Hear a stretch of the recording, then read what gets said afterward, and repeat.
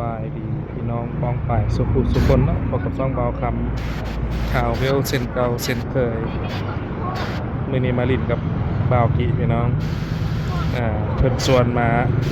กินแกงหน่อไม้เด้นะที่แถวหนองแตงที่แถวจันทร์สว่างนี่พี่น้องผู้เดียวรถมาวอร์มให้อเล็กเนาะเพิ่นกลับไปแล้วเอารถมาคิดอัพให้เพิ่นแล้วก็มาลินกับเฮียกิเลยคือส่วนมาม่านหมู่เพิ่นบอกว่าซั่นมาแวะซื้อปลาเด้อพี่น้องนิดนึงปลาสกาเขาเลยเด้อตัวนั้นดิ60 50 40ปลาบูเท่าไหร่น่ะปลาบู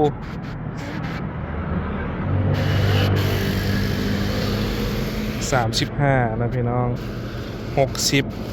50 40มีหลายราคาเนาะเพิ่นแยกมาละอันนี้เป็นปลาหนังปลากดนะพี่น้องเอาตัวใดเนาะเอานี่60นะพี่น้องตัวนั้นป่าน้ำอย่างนะเจ้าน้ำเงื่อมป่ะสกาปลาชีทิพย์เลยมันปลาอีไทยเนาะปลาอีไทยปลาสูตรน้อยน้องขัดไส้ออกมาเนาะเบิ่งเด้อเบิ่งปลาปากใหญ่เขาเลย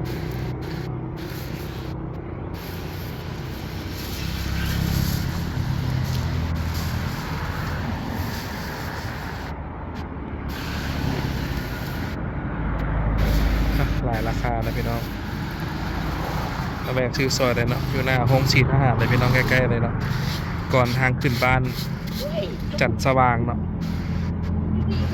เอาตัวนี้เขาเนี่ย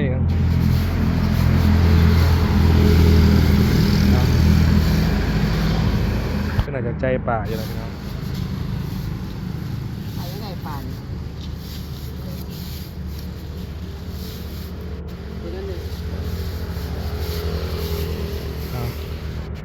สิได้จับเองเลยเนาะเรื่องดู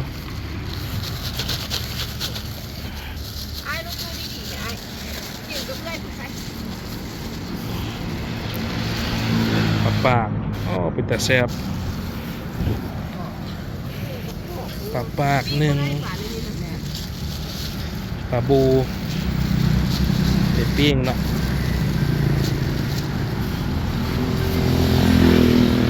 ปลาบูในบ่ออย่างเป็นปันใดเอาปลาปากซะ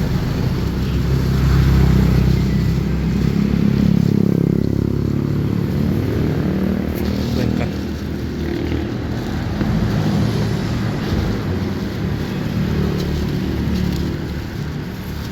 โอเคได้ให้เป็นสั่งนะพี่น้องสั่งให้เขาดูด้วย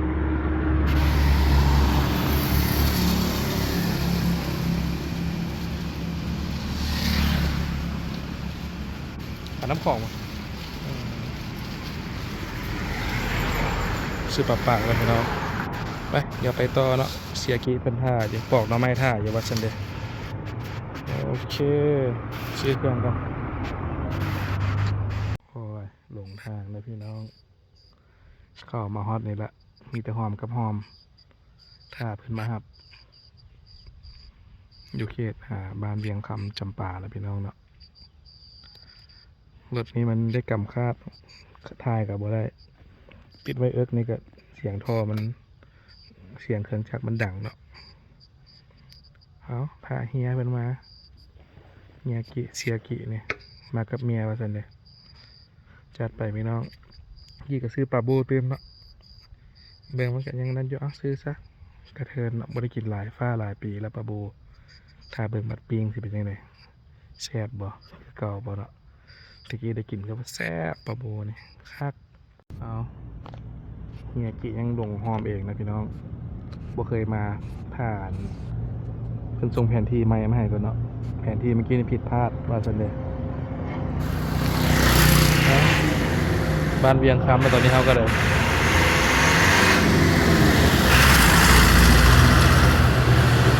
ตอนสิฮอดบ่แม่นง่ายพี่น้องติดตามนำกัน รถบรรทุกหลายนะเส้นนี้ก็ได้เส้นตัดมูลตัดไปบ้านใหม่นะพี่น้องเนาะโอเคเสียกี้เฮานี่เป็นพระเอกช่องเบาคำตลอดช่วงนี้นะช่องตัวเองบุลงเพิ่นว่ามือเวลาไปหามันยังมาได้มื้อนี้ วันนี้เอาวาลินนั่นนึง มาดินกับโมเนาะ วาลินเพื่อนหมูนี่แหละ พี่น้องคากได้ แกงเอาไม้สกิน มีแกงหน่อไม้บ่เอาเบิ่งดูมือพักเบียกนะพี่น้องวีเกนเนาะได้อย่างไม่ได้เสียกี้มื้อนี้น่ะ แกงเอาไม้แล้ว ใหม่ๆเลย เอาไม้หามันใหม่ โอ้เป็นเป่าบ่ได้พี่น้องเป็นถุงนะบ่ท่าว่าเอาถึง เดี๋ยวจะน้อยเบิ่งก่อน โอ้ยจังได๋เนาะบัดนี้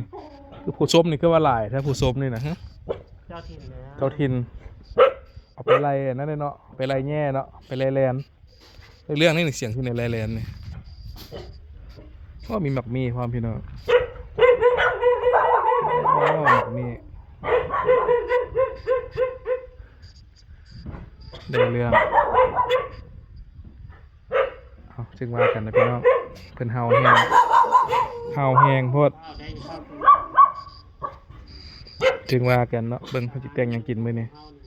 พี่น้องสุดท้ายก็ตกลงกันได้เนาะเพิ่นก็เซาเฮาแต่เสียกี้นี่บ่กล้ามาย่ามันกัดหนังบ่หนาปานใดหั่นนะความหมายเอาเดี๋ยวแกงกินพี่น้องเนาะกินแกงหน่อไม้แล้วก็ปิ้งปลาเนาะบักหลาเนาะบักหลาชื่อหยังก็ชื่อเจ้าชื่อว่าจังได๋แล้วบ่ปากยานเบาคำเนาะยานยังเนาะเบาคำตัวน้อยๆหนึงโอเคนางดินพี่น้องเดี๋ยวฝนก็สิลงแล้วนี่นะ มีคนสิลงแล้วเด้ อ่า กับนี่แหละ บรรยากาศดีเลยเขาหมักเลยนี่ มีหมดเลย เขตนี่โอ้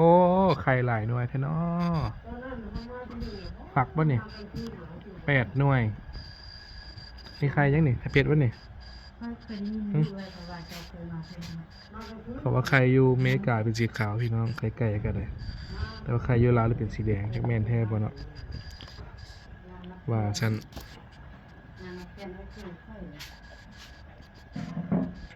โอเค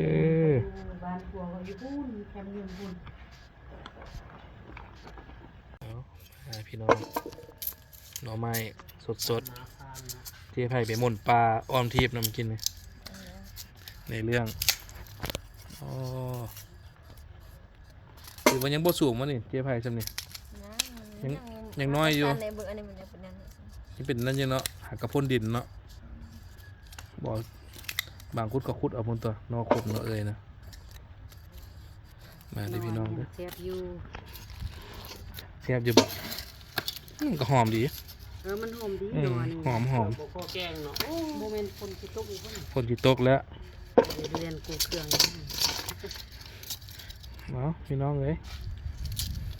ซีมน้ำกันเด้อได้อยู่ดอก2 หม้อนี่นะผมเพิ่นบ่ได้นั่นเนาะ ปิ้งธรรมดาแล้วอะปิ้งใส่เกลือซื่อๆบ่ 3 เฮียกิแล้ว ปิ้งธรรมดาใส่เกลือซื่อๆก็จะเอาเข้าตู้อบเลย คันปลานินเฮาอันนั้นใครอยู่พาเครื่องแล้วยัดเครื่องใส่นะแซ่บอยู่เลยปิ้งปิ้งทบ ปิ้งปลาเครื่อง ปิ้งปลาเครื่องอ้าวประมาณนี้ เอาเข้าไปเรียบเลยมันจะใส่กับลูก บ้านเวียงคำเนาะ ลามคอยกับพักนู่นนี่แต่ บ้าน ว่า เวียง ไป ค ลอยน้ ำเมืองสิโคตะบอนของเราเหมือนกัน ำพูดเล่งๆคนมันจึงมาไปลอยน้ำอยู่ลงไปก่อนไปส่งทิมมันหันมืดๆแล้วมันจะลอยจนหดเล่งแล้วมันก็ย่างมา ลอยน้ำนี่เป็นสระลอยน้ำสอนมาเลยแล้วตั้งไปร้อยดินคือ เขาไปลอยเอง อ๋อคือเราเป็นเฮียนลอยน้ำเส้นดอกอ๋ออันนี้ของแท้แซ่บหลายเอากินเบิร์ดเดี๋ยวลุงพาไปซื้ออีก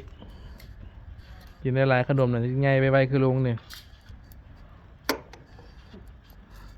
เอาติดตามน้ำกันพี่น้อง ขึ้นแล้วเขาก็ยัง ใหญ่คือลุง ลุงนี่มันใหญ่โคตรลุงนี่ ใหญ่เกินไปแล้วลุงนี่นะ ลูกคนมันติแนวกินน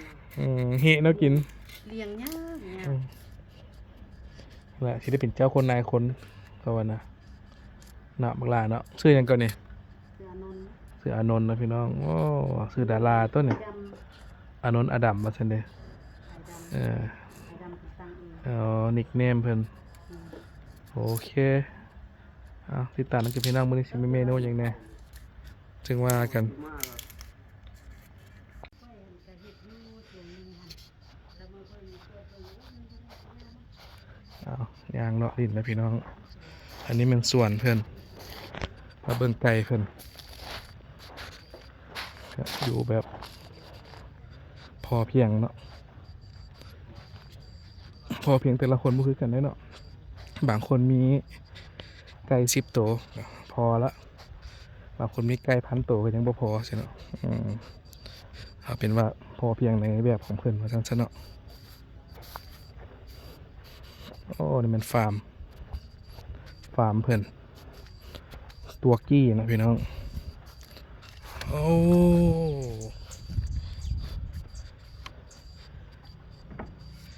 มีไก่งวงเลยพี่น้องเด้อนี่ตัวกี้ไก่งวงของแท้สัตว์ในตำนานเนาะเห็ดลาบใช่ไหมโอ้ได้เรื่องไก่งวงเป็ดไก่ลาดได้ยามเป็นขดนะไม่ใช่ได้เนาะขนปีกหยาบขนเพิ่นนะไก่งวงตัวผู้นะพี่น้องตัวผู้ตัวแม่ตะกี้บ้านเบาคำแต่เลี้ยงเช่นเนาะประมาณ20 กว่าปีก่อนอยู่ในเมืองยังเลี้ยงได้อยู่ตอนนั้นเพิ่นบ่เว้าอีหยังเดี๋ยวนี้มาอยู่บ้านแน่นๆขึ้นแล้วเขาบางเทื่อไก่มันจากไรหูเนาะจากขันจากกระตากอีหยังเท่านั้นแหละเนี่ยเป็ดนี่เพิ่นมาจากอเมริกาเด้อพี่น้องต้นกำเนิดเนาะเป็ดเทพนี่เป็นสัตว์ท้องถิ่นอยู่ทวีปอเมริกาว่าซั่นเด้อแต่ไก่งวงเนี่ยบ่คำบ่ฮู้เนาะมาแต่นั้นทวีปเด้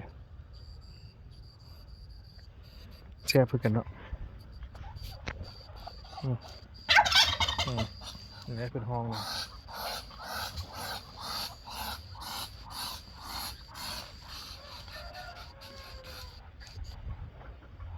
มันไก่ลาดไก่โตเนาะอยู่คนโอเคเอาถ่ายมาให้เบิ่งเดี๋ยวไปซอกแกงหน่อไม้อย่างเติมไปน้องปิ้งปลาอย่างเนาะบ่ฮู้ว่าสิมีเมนูอย่างเติมถ่ายมาให้เบิ่งเนาะบรรยากาศบ้านเฮาพืชผักสวนครัวเลี้ยงสัตว์เลี้ยงอย่างประมาณนี้เนาะนี่คือปลูกใบมอนตัวนี้นะปลูกมอนเติมคือสิบ่ได้เลี้ยงมอนดอกเนาะเอามาเฮ็ดซาน้ำมันกินเนาะก็แซ่บอีกแบบหนึงซาใบมอนก็ได้เดี๋ยวเจ้ประสบการณ์จากปีนี่ปอกหน่อไม้นี่จะเมื่อยแล้วเนาะอยู่อุดมไซมีพ่อนอนนี่ เลี้ยงหลาย มีเท่าบ่โอ้นอไรอยู่อุดมไซก็มี หน่อนี้ เฮ้ยเมนสิบ่แม่น ไปหามาจนเมื่อยแล้วนะเจ้ไผ่ไปนะ นอนไหลนี่เละนอนนี่เละตามอันนี้มัน คนละแนววะ เพราะเดียวแนวเดียวกันนี่แหละมันเป็นกกใหญ่มันเป็นโนแบบเอาจังสีนะ อันนี้กกน้อย อันนี้มันกกก็จะแบบก็จะทางนะ โดย กำลังปอกเด้อ เอา จังหน่อยแกงปลา แกงหน่อไม้พี่น้องจัดไป มันมีน้อย ของน้อยไม่ดี จัดไป ยังทำมีไฟแดงโอ้ ต้องได้รายงานขันเทิงพุ่นแหล้ว มาก็มาบุมาแล้วก็ย่าเลย ยังบ่มักอันซาคนไปไหนใดเนาะเอาจัดพี่น้องเอาพี่น้องมาซื้อของดีก็เนาะเอาอย่างเอาไหมก่อนไหมน้ำก้อน10,000ก็เลิศทวิตน่ะ ขนมโอ้เส้นทางเส้นนี้กำลังเฮ็ดใหม่เลยพี่น้องเด้อเนาะเขตเวียงคำเลยเนาะนี่กำลังจกห้องอยู่ทางไปบ้านหนองควายอย่างเนาะตัวกินเป๊ปซี่น้ำเขียว อย่างมด เป๊ปซี่ซะเนาะหลายคนกินเนาะโอเค เดี๋ยวน้องเที่ยวเนาะ น้ำเขียวหนึ่งเป๊ปซี่หนึ่งก็ได้ไอ้โอเคเอาน้ำก้อนหลอดใหญ่โอ้คักในเรื่องโอเคมื้อนี้ปลอดแอลกอฮอล์ว่าซั่นเด้อเฮียกิเพิ่นว่ากินอาหารชิวๆเนาะมื้อนี้ จะปองเนี่ยบอก บ่เดี๋ยวมันสิยาวเดี๋ยวมันสิได้นานมื้อ ปัญหานั่นมากเลยน้องตอบเลย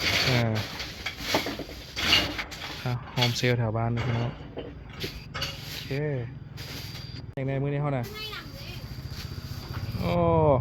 ครบน้ำตาลโลนึงน้ำก้อน10,000ขนมคักโอ้เส้นทางก่อนยังเป็นภูเด้อพี่น้องเด้อเขตนี่ภูเพียงเนาะบ่ได้เป็นซื้อจัดได้เนาะเส้นทางก็ได้มีขึ้นมีลงเนาะเนี่ยออมแอมเขตเวียงคำจำปาเนี่ยพี่น้องนี่โอ้รถเก่งก็มาได้สบายในเรื่องอยู่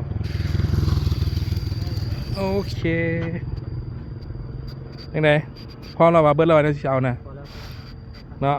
ต่อเฮาหน่อยบัดนี้เอามาสร้างมิตรนะพี่น้องย่ำควบๆอยู่อันนี้ก็ได้จะคลิปรีวิวบ้านเมืองแน่เนาะคลิปวิถีชีวิตแน่โอเคเบิ่งตามนั้นแล้วเฮาก็เลย เมื่อกี้เปลือกปอกนอแล้วล่ะเดี๋ยวขมิ้นแล้วก็ไปแกงเนาะเลี้ยงกำลังไปแกงอยู่พุ่นอยู่ทางใน เมื่อกี้เห็นนะ ในเฮือนพุ่นอยู่เนาะ เมื่อกี้เนาะแน่นอน นี่ก็ได้เบิ่งยนต์ขึ้นลงตลอดพี่น้องเขียนเลยนะอันนี้สายการบินสกูตเนาะสิงคโปร์ เอาหนา นะไปสิงคโปร์เนาะ หนา โดย ดูอย่างที่บริเวณนี้ ให้ยัง หนองไม่นาน ไปเบิ่งไปอัดตัวไป ก็ได้เฮลิคอปเตอร์มาก่อน ข้างในเฮลิคอปเตอร์มาโอ้บอกลุงเลยเด้อลุงสิเบิ่งนำเด้อเฮลิคอปเตอร์มาน่ะ ก็ตื่นใหญ่ขนาด เฮลิคอปเตอร์ใหญ่มาแล้วฮู้ ไป ไว้เบิ่งเพิ่นเก่งเนาะไม้นะพี่น้องไปเอานะโอ้มื้อนี้เจ๊ไผ่ลงมือเองนะพี่น้องปิ้งปลาไข่ครับตึกใหม่ๆเลยเนาะตึกใหม่ๆสดๆจุหน้าห้องสีทหาร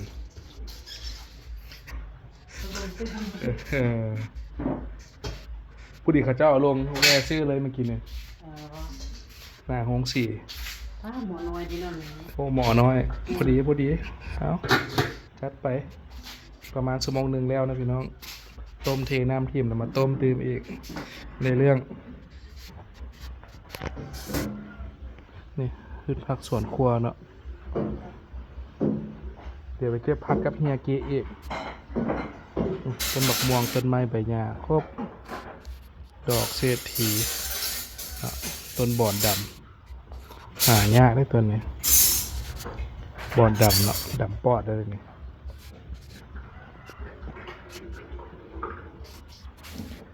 ทหารนี่ก็เป็นนำทุกฝีก้าวเลยนี่ปล่อยห่างเลยทหารเลยนะเอามา ในพันตัวนี้คือว่ามัน ขั้นทันแหละมันจะเค็มหน่อยนึง เออ ถ้าเราฟันเอาแล้วมันเป็นแบบมันโบก มันบ่เค็มปานใดคันเฮาปั้นเอาน่ะเจ๊ไผหาข้าวของน้ำมาเมื่อกี้นี้ครับเอาเจ๊ไผเฮ็ดให้เป็นคนเล่นดูยองใหญ่นางใหม่ๆจากสวนปั่นใบหมอน้อยเนาะโอ้ตะกี้แม่ใส่คันอย่านางอยู่บ้านนี่กล้ามจนขึ้นพี่น้องเพราะเราขายของกินสุกเนาะทุกมื้อแม่ตู้แน่แม่แน่คนลาวเฮาว่ายองอย่านางเนาะยองอย่านาง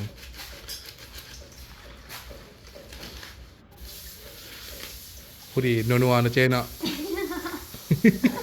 ได้เรื่องแล้วนี่ครับ ดูเสียบ เอาผู้ใดบ่เคยเห็นยองจะนางเบิ่งเอาเด้อพี่น้องเด้อนี่แหละเสื้อเอาดิเจ๊จะนางนี่ ไม่เอาที่สามกุม นี่ก็มีอีกโอ้ปัจจุบันเลยเราปลูกเครื่องอยู่ของฝั่งไว้อ้อมเฮือนนี่พี่น้องบ่อีหลีบ่ได้ซื้อได้เนี่ย ทีนี้มันเฮ็ดกบไว้ที่ค่อยบ่ได้เฮ็ดส่วน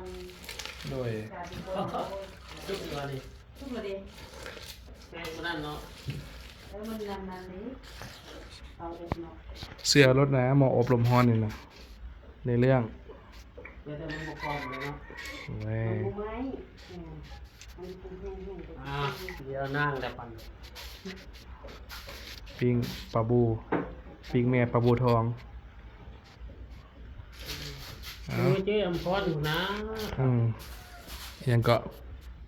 เจ๊อำพรนั่นคาปิ้งป่าอยู่เจ๊ไพ่แบบนี้นะเอา ใส่โอเคใส่โอเคนี่ โอ้เสื้อจมูกมันเป็นทองไหนเลย อย่าหาโตแล้วก็ซื้อหนังในหนัง อยากจะนั่งเขาว่าขายถุง10,000จะไปต่อเขาเดี๋ยวเขาแกล้งหม้อใส่แต่10,000ละจ่ายเพิ่นโลดมีกับโกน้อยอีกโอ้เป็นตาหักเนี่ย โอ้เสียดีมันมาบ่ครบซื้อ ยังบ่ครบทีมมั้ยนี่ ที่มันหาบ่ตัว หมอนี่จะน้อยคนนี่ แม่นจะบ่ นี่หม้ออบลมร้อนเนาะแอร์ไฟเพิ่นโอเคเด้อเนาะอยู่ลาวเฮาก็เริ่มใช้หลายแล้วหม้ออันนี้มันปิ้งสบายนะพี่น้องบ่มีควันมีหยังเข้าไปแล้วตั้งเวลาแล้วนั่งเฝ้ารถหม้อแดงน้อยปะนี่บ่ค่าแม่ตายติมันกองข้าวน้อยอันนั้นน่ะเนาะนี่คักแกงหน่อไม้บ้านเฮาไฟฟ้าบ่มานี่เป็นเวรนี่เด้อนี่นะใครแต่ไฟฟ้ามาเพิ่นว่าเอื้อยเพิ่นว่าเนาะเอานางลินนำกันพี่น้องเฮ็ดกินชิวๆที่บ้านเจ๊อำพรเนาะเอาจัดไป คิดเอาธรรมชาติเลยนะ เอาบัก ข้าต้นนะ เอาบักฮุงให้เฮียกิพี่น้องด้วยได้เนาะบักฮุงเนี่ย ข้าต้นเลย ผู้ดีงามเนาะบักฮุงนี่เนาะนี่เดี๋ยวพอเนาะโอ้ตัวนานออกแท้โอเคแน่นดีเลยพี่น้องหนาคัก ให้มันใหญ่ก่อน ให้มันใหญ่ก่อนเดี๋ยวเห็นบ่ อยากกินเด้อล่ะ ให้มันใหญ่ก่อน กินก่อนเนี่ย ลุงกี้ขอแน่อันนึง เลยนี่นะ นักจังวะ ได้ลูกมันอยู่ มาคงตันนะนะ ได้ลูกมันอยู่ ดูดิป้องเลยนี่ บ่มันเข้าบ่มันแค่วหมูตันได้บักฮุงตัน พืชผักสวนครัวมะเอิกมะเขือนะพี่น้อง ครบมะฮุง3 หน่วย เอา3งามเนาะ ต้นหนึ่ง3 งาม ให้ลุงกี้ก่อนมื้อหน้าจะให้มันกินตัวอื่นมัน นี่หอมเปรย์หอมไทยก็มี ต้นบักฮุงเบี้ยบัวละพาครบเลยพี่น้องเอานางรีดน้ำกันกำลังแต่งโยครัวกินอยู่เนาะนี่แหละบ้านเขาก็พอได้ถ่ายกันเบิ่งเนาะอาการแต่งโยครัวกินอยู่ลาวเป็นยังไงสินะเนาะโอเคโอ้เฮียกี้ครับจอบตับกหงเลยพี่น้องแมนบ่เนาะ ตำมะคุง ปิด วะ ข้าต้นมันสิแซ่บขนาดนี้ ตำมะคุง ใหม่ๆเลยเนาะมื้อนั้นไปตามมันทุกหลอมันยังอันอ่อนตอนนั้นเนาะ นี่มันอ่อนอยู่ เอา กำลังอ่อน เพื่อนเท่าอนนท์ กำลังอ่อนเพื่อนท้าวอานนท์นะพี่น้องเอา ที่ทำสุกินเด้อคิดว่า เจ็บ ดึงมันเห็นอย่าง ดึงมันมากินเด้ลุงกี้อยากเด้ลุงกี้น้ำลายเหื่อยอยู่ จะกินเหรอ โดย จะกินชื่อกันได้ กินด้วยกันเป็นบ่เด้ถูกต้องนะเด้กินน้ำกันเฮ็ดจังได๋เสือนบ่ปิดมันสิได้กินวะหืม หากินเลย โอ้ยางมันกล้ามใบเนาะบักคงเนาะขึ้นว่ายางมันสิบ่กล้ามใบปานนี้ปานไข่มันซัดเลย มีใครอยู่ใน มีไข่อีกให้ลุงกี้ฝากเด้อไข่เด้อลุงกี้แกงสุกินไข่มันน่ะ มีใครทองน้อย มีไข่อยู่ท้องน้อยมันเนี่ย มันมีใคร โดย มันกินออกไข่หนึ่ง เมื่อกี้มันออกไข่น้อยหนึง มันออกไข่น้อย อืม ออก แมน ไข่นก ออกไข่นกแมนบ่เนาะเฮียกี้ มาถึกบอลบ่เนี่ย เมื่อกี้คือว่ามิดอยู่เนาะกินห่อหนึงแต่มันลงยาวเลยเนาะ อืม คักผ่านสู้ๆตัวนี้นะ เขาบ่เรื่องเขาเนาะ ผ่านสู้ๆเลย เอาข้างมันกด ตามภาษาเขาเขาบ่ อืม เขาเรื่องเขาว่าหนูเอี้ยงอยู่แล้วจอจะแจ้ง เอาจัดไป เอาผู้นี้ก็ตำข้าวเบื่อนะพี่น้อง จ้างมาพิเศษ อิ่มหนึ่งควนเมาหนึ่งได้อิ่มหนึ่งนี่สาวอัมพรเนาะเพื่อนว่าตัวบักเห็บลงนี่แม่นบันทีเขาได้ก็เจ๊ วันที่22 22เดือนเนี่ย เดือน3 22เดือน3 2026นะพี่น้องเนาะเป็นจังได้มื้อนั้นน่ะ ฮะ เป็นจังได้มื้อนั้นคาเวียกบ่ได้อยู่งั้น บ่ได้อยู่เฮียนไปเรียนเลย มีแต่ลูกกับหลานอยู่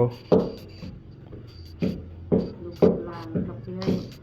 ลูกกับหลานกับเอ้ยเนาะเขาสิว่าล่ะเฮือนนี่แม่นหลังคาแตกเนาะ แตกเมิดสายไฟนี่ก็มุนเมิดไปแล่นใหม่หมด สายไฟเล็กบางอันมันก็คุดก็งอเปลี่ยนใหม่เล็กใส่กระเบื้อง บักเฮ็บนี่ซ้ำบ่อันนี้ กลัว กลัวว่ะซ้ำจอบพุ่นว่ะ เม่นตอนมันเรือเขาเห็นมันตกอยู่ดิน อืม เพิ่มมันไม่เรือสามโจกนี่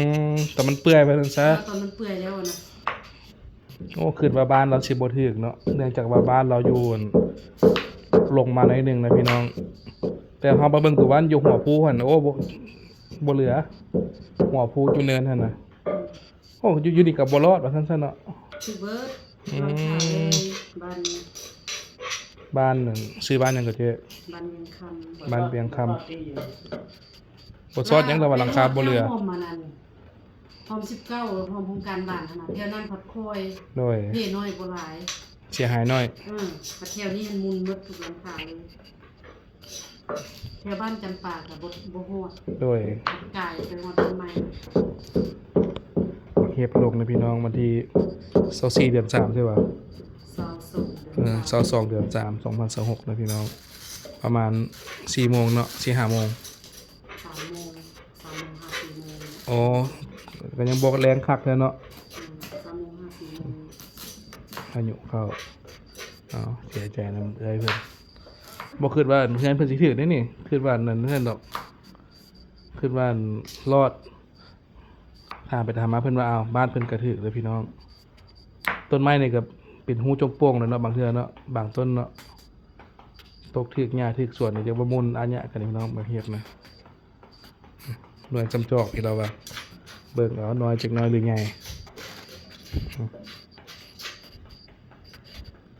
บนตันบนนาน กดตังกันยังแตก อันนี้ก็แตกนะพี่น้องเลยตังนี้ก็แตก เบิกเงินหลายล้านเลยพี่น้องเลย พอจะเรียนขาไฟเรียนน้ำเรียนไฟไฟไหม้สมมติอยู่สะพายล้าน กระเบื้องเนี่ยเป็นไง กระเบื้องหัน60ปลายล้านกระ พู เบื้อ ด ง กับน้องร้อยเพิ่นเนาะ เกือบ100 ล้านเลยพี่น้อง ค่าแปลงใหม่เบิดเนี่ย ทั้งหมด160 ล้าน อ้าว ยังบ่ได้เงินครัวน้องเงินครัวน้องบ่ได้เป็น เงินครัวมั่งออกแล้วดิ มากโอ้ โอ้ อันนี้ก็เงินผู้ใหญ่ก็บ่ได้จ่ายคืน อืม เพราะว่าเงินบ่พอ ยังงบยังบ่ทันเทื่อเงินครัวน้อยนี่ตะกี้เพิ่นบ่ได้มงอยู่ที่ใดพี่น้องเอ้ยเป็นกระเบื้องเพิ่นว่าน่ะแต่บ่ทันได้แปลงก็เลยเฮ็ดบ่อนปลูกผักใช่ซะตะกี้เพิ่นดังไฟอยู่นอกหั่นเนาะเด้มีเตาไฟอยู่หั่นอยู่เนาะภัยพิบัติบ่เคยพบเคยพ้อพี่น้องบางคนก็อีหยังเกิดมาจน ตาย5เทื่อจนบ่เคยจะเทื่อมาเฮ็ดใหญ่ปานนั้นน่ะเนาะถ้าแต่เฮียกิรอดเนาะเฮียกิเนาะ เด็กผู้ชาย ดวงดีตัวเฮียกินี่นะ มันย่านประตูไซ ย่านประตูใส่ตกมาได้ยุงบักใหญ่พุ่นแล้วหั่นน่ะ บางทีอยู่ใกล้ประตูไซ โอ้มันหลายโพดมันเกิดนานโพดแล้วเจอเลยแน่นโพดสิได้เปิดห้านแต่บักฮวงเฮียกิอยู่พี่น้องไปใส่ก็มักจะบักฮวงองค์นี่น่ะมักสุดมักส้มมักแจวนี่น่ะ บอกแล้วอาหารรักนี่ สุดยอดเลยเนาะถึกใจแล้วเนาะมีแต่บักฮวงนี่ยิ้มเปื่อยๆอยู่ละเจ้าน่ะ ได้อยู่ กินแต่เปิดห้านอยู่มื้อหนึงได้ประมาณ10ครกนี่แหละเพราะว่าพิธีพิถันทุกอย่าง แกงหน่อไม้ระบบกันได้ โอ้เบาคำมาแกงหน่อไม้ได้เบาคำอยู่ได้ ประมาณบ่เป็นแกงหน่อไม้เป็นอยู่เดี๋ยวบ่แซ่บ เห็นใส่เป็กนัวหลายมันแซ่บรสหนามื้อหน้าใส่หลายๆเป็กนัวหั่นน่ะใส่หลายมันแซ่บรสใส่หน่อยแซ่บหน่อยใส่หลายแซ่บหลายบ่ใส่บ่แซ่บเขาว่านะ กินซิวเตรียมพรนี่นะ เจียมพรเอาแท้ได้เป็กนัวเครื่องโลนี่บ่เกิน3มื้อเบิดแล้วได้ เจมพอน เออ ทำให้ลังจะขึ้นรถ เออ พอนเฮ็ดน่ะ จัดไป เจมพอนเฮ็ดขึ้นรถนะ เออ ให้ลังจะ บ่ใส่แต่น้ำหวานเพิ่นว่าน่ะเนาะเป็กนัวน่ะการนั้นใส่เบิดของแท้อ๋อเจ๊ไผเฮ็ดแล้วพี่น้องผ่านไป3ชั่วโมงแกงหน่อไม้ใส่บักเผ็ดเนาะข้าวเบื่อ แกมาสิ ครับหมักอึก็มีน้ำยานาง5 ลิตร โอ้ยานางกับแค้นขนาดคือสิปลุกคักอยู่พุ่น ยอด เฮ้ยกินข้าวหรือยัง ใส่ติ้ม ติ๊กตี้ติ๊กตี้ ต้นทุนประมาณ200,000เลยพี่น้องหมอนี่นะพุ่นครบว้าว หลายเดือดเรือแกง ส่งเหลือเสือบ่พอบ่ แกง คือว่าส่งเหลือเสือบ่พอซั่นดอก จืด เอาเฮ็ดแจ่วกะปิเฮียกิเฮาน่ะประเดิมก่อนอืม ครับ คักเลยพี่น้องเด้อในเรื่องอยู่นัวดีเนาะอย่าต่ำเจ้ากะปิจัดการต่อพี่น้องเลยจัดไปยังว่าหันแหล้วมีสิปลุกคักอยู่น้ำยานาง นั่นแหละแซ่บนะ เข้มข้น เป็นทับอยู่นอกเลย เอาเลย โอเคเอาติดตามน้ำกัน ทั้งนั้น ปะไว้นั่นเราบ่ต้องเปิดไฟเราไปนั่งท่าไปนั่นน่ะ เอาถึง6 โมงเลยมันโมงเปิดเดือ เอาจัดโอ้มาฮอดแล้วพี่น้องคัก จังหน่อยจังหน่อย ไม่ยังนี่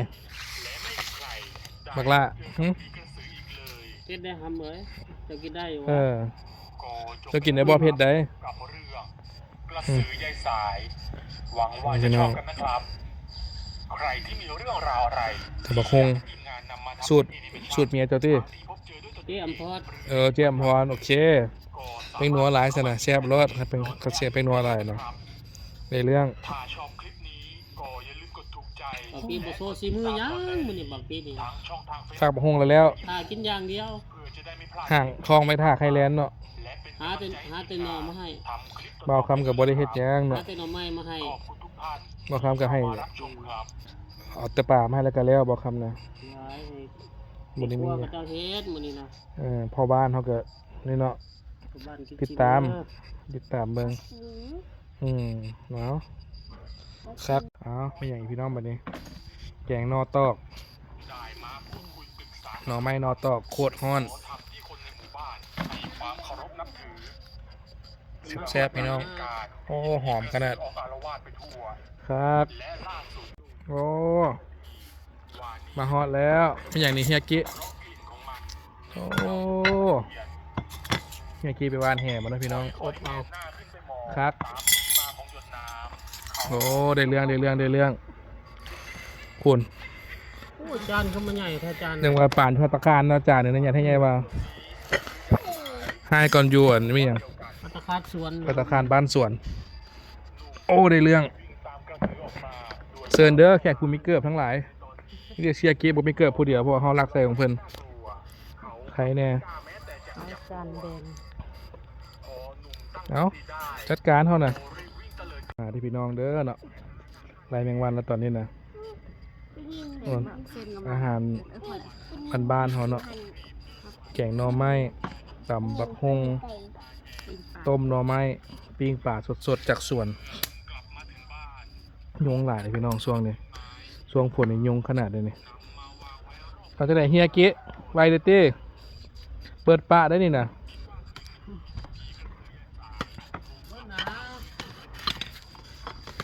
น้องอิ่มเขาก็ดีใจ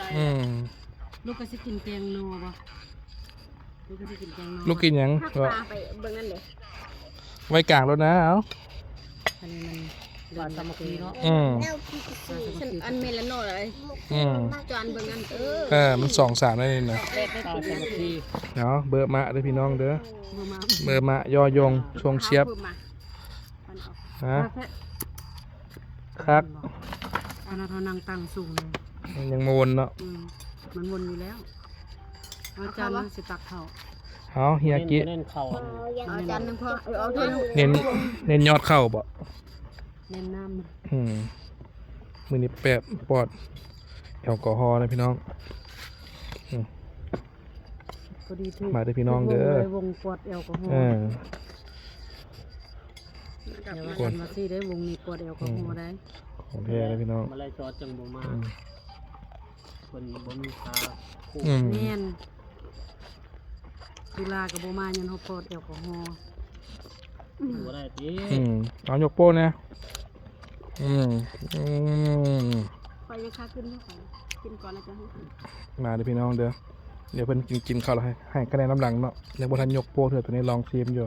เทสก่อน แกบึงรถจบ โอ้ ดูว่ากินข้าวบ่ มีเทควันนี้อยู่นี่ตึมๆอยู่ บอกว่าเลย จะได้แก แซ่บ มีกินน้ำปลาเลย อย่าเรื่อง ต้องหักเลยหักครึ่งเลยโอ้ของแท้ปลาบูนะพี่น้องซีนขาวขนาดปลาบูปลาปากในเรื่องกวนปลาปากน้ำของแท้ๆเลยนี่นะบ่เป็นตึกได้ถามคนขายถามคนขายก่อนมาครับในเรื่องมาเดี๋ยวพี่น้องกินข้าวกันเอากี้มานั่งข้างนี้เด็ดบอลนี่นะ โอ้ยไปอยากเข้ากล้อง อยู่ใกล้เมียอีกอยากเข้ากล้องกระบอกจะโดนตัว มันเป็นหลายคนตัว จะมีแต่เจ้าของหรือเปล่าไอ้ทายเจ้าของลงนะพี่น้องทายที่เฮียกิแหละเดี๋ยว ทางที่จะมีเป็นยังห้องน้ำปะมีห้องน้ำไหนเพิ่นจ้ะ ว่าจะชื่อปลานินเนาะแต่ว่าเมื่อกินปลานินแล้วเอาปลาธรรมชาติมานี่นะเฮียกิถึกใจแล้วปลาธรรมชาตินี่เนาะ ชุดเท่านั้นแหละ ปลานินเมื่อกินแล้วเพิ่นมา ชุดเท่านั้นอาหารมัน ครบสูตรเนาะ สุดยอดอาหารเรา โอเคเอา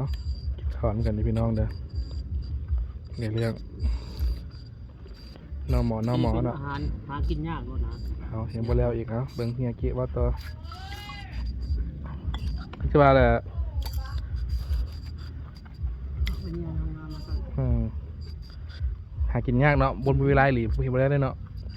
ซื้อเพิ่งกินก็ได้อยู่แต่มันบ่ถึงรสชาติเท่าปานใดอันนี้ตามสูตรเฮาเลยนี่นะ ธรรมชาตินี่ทั้งกินทั้งไรแมงวัน ปลาไข่กัน โอ้สุดยอดเลยอะ ปลาน้ำคลอง ต้องมีไข่ครับปลาอะไรมอง มอง6 เซนนี่พอดีพี่น้องปลาตัวเนี้ย ชิปเรื่องนาเลยฉันเลย จะมาอยู่ได้เนาะ โซโล่ที่ปัก ข้าวกันพี่น้องในเรื่องธรรมชาติบ้านเฮาเจ้าภาพเนาะเจ้าของบ้าน ไว้อยู่เนาะ จักไล่น้องกับบทันได้ดีนะ มันเป็นแนวมีปลาแดกเลย ไล่มันมากับพี่น้องจึงว่ากันเฮ็ดให้เฮียกี้มื้อนี้ ไว้เหลือ บ่ต้องล้างถ้วยเด้อ ถ้วยกับบ่ได้ล้างเลยเนาะ ไอ้เหี้ยกี่ลัง โอ้โหเหลื่อมมากพี่น้อง กล้เด้กิน เหลื่อมมาก อืม ปิ้งปลาน้ำของสดๆเนาะมาคำไปตึกมาให้อยู่หน้าห้องสีทหารปุ้ยแต่ถึงแต่เพิ่นเทแล้วเนาะกักเนาะสดอยู่เนาะ อืม คือบางเทื่อบ่ได้เบิ่งดีก็ซ่อนปลาบ่สดปานใดให้ได้ทหารนี่ก็บ่นั่นเลยแองออกยางเข้าพี่น้องทหาร3ตัวนี่ก็เลยกัก จำที เพียงแต่มันสิสวบขาเจ้าของนี่นะเอาพี่น้องเลยกินเป๊ปซี่ต่อเขาก็ได้พุ่นโอ้ยเมื่อยนำเด้เนาะ แบบซีกับแมงวันจ อื ม มเมื่อยนำเด้เอาถึงว่ากันพี่น้องเจไพนี่เอื้อยแล้วเนาะแน่นท้องคักตอนนี้นะ อยากนอนแล้วได้ปะเนี่ย นางตายยัน เจอมพรนี่เกินนั้นแล้วเนาะ ท้องตึงนางตา เอื้อยละแขนนวมละ บัดนี้ เนี่ยศาสตร์ก็มีขาดแต่หมอนเท่านั้นเลยนะพี่น้องตอนนั้นมันเรียบร้อยว่ามีต้นอะโวคาโดอีกเนาะหาก็เห็นย่างอ้อม8 รอบละ หักให้นำบุกกระดู ไม่กินมากอยู่เลยนี่ กินมากฮะก็มืดไป อื ทีเดียว มหมักยาวหรือหมักป้อม ะนาว ยาวอ่ะยาวแซ่บเลย แซ่บ ขันหมักป้อมเนี่ยมันบ่ปันใดโอเคพวกเฮียกี้ถึกใจอะไรเจ้าครับพาไปแวะซื้อก่อนวันนี้นะ แวะซื้อเติมอีก เอาคาอยู่หลังมันบัดนี้เฮ็ด ไปใส่ลัง เออ กินบ่ทัน โอ้โหเอาพี่น้องเลยจึงว่ากันเนาะกินเป๊ปซี่กันปะนี้นะ ดูแล้วเขาแรงเลยเนี่ย พูดอยู่แล้วข่าวแรง 4 โมงมันบอก 4 โมงละซักโอ้ถึกใจเฮียกี้อะไรหายเองกับมือเลยพี่น้องจัดไปจะได้เฮียกี้ไปใส่ต่อเพื่อนี่นะ กินชิ้นดาดแล้วเว้ย นี่แผนตลอดนะเฮียกี้เนี่ยเนาะ ชิ้นดาดก็ เอาอันนี้ก็นั่นโยนะนักเรียนเป๊ปซี่อันนี้นะเบิด3 ตุกคู่เดียวเฮียอานนท์เนาะเอาบายบายได้อวนไปอานนท์บายบายไป บ๊ายบายบ๊ายบาย เอา บ๊ายบาย ไปพบกันใหม่ในคลิปหน้าพี่น้องสำหรับคลิปนี้ขอจบเพียงนี้เนาะขอให้ทุกคนอยู่ดีไม่แห้งเด้อเนาะบายบายโชคดีเดี๋ยวเจ๊พายกับเฮียกี้ก็ไปกินซินดาดต่อเมาคำกระสีเข้าห้องบรรทมก่อนละเอาเฮียกี้บายบายเฮียกี้ไว้ฝากติดตามซ่องคนหนาพาเลาะเด้อพี่น้องเด้อเนาะซ่องเฮียกี้เปลี่ยนเป็นภาษาไทยเนาะคักเนาะอัปเดตทุกปีคลิปหนึงนะคลิปละปีคัก คลิปละเดือน คลิปละเดือนบุยเวลาหลายเนาะเพราะว่าค่าเรียกหนักแดดช่วงนี้เพิ่นนะขอบใจเด้อพี่น้องเด้อโชคดีเนาะกับ3 ทหารทางหน้าเนี่ยขอบใจ เ